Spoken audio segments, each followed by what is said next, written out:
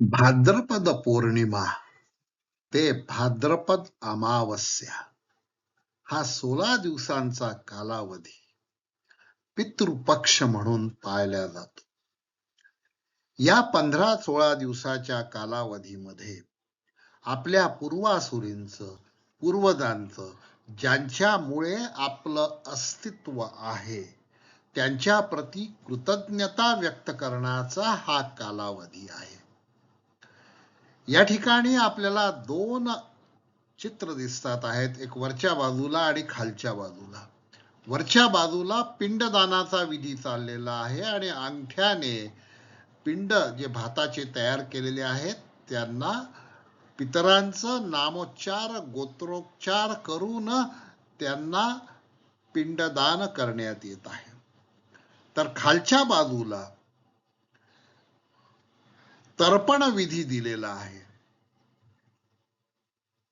ऋषींना तर्पण कसं करायचं, देवाला तर्पण कसं करायचं आणि पितरांना तर्पण कसं करायचं हे 3 चित्राद्वारे आपल्याला स्पष्ट केलेलं आहे.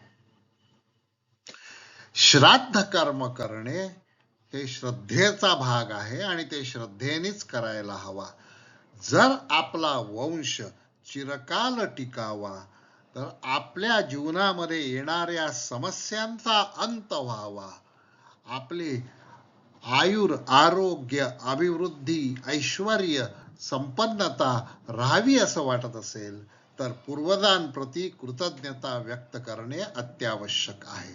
आणि त्या संबंधीचा एक मंत्र या ठिकाणी दिलेला आहे. ओम देवताभ्य पितृभ्यश्च महायोगिभ्येव च नमस्वदायै स्वाहायै नित्यमेव नमोस्तुते. परत एकदा ऐका. ओम देवताभ्य पितृभ्यश्च महायोगिभ्येव च नमस्वदायै स्वाहायै नित्यमेव नमोस्तुते.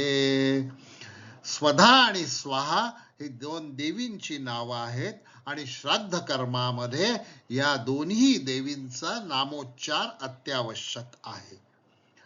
आता तर्पण कोणाकोणाला करायचं? देवतांना करायचं, पितरांना करायचं आणि महायोगींना करायचं आहे. म्हणजे ऋषींना करायचं आहे, संतांना करायचं आहे, महंतांना करायचं आहे.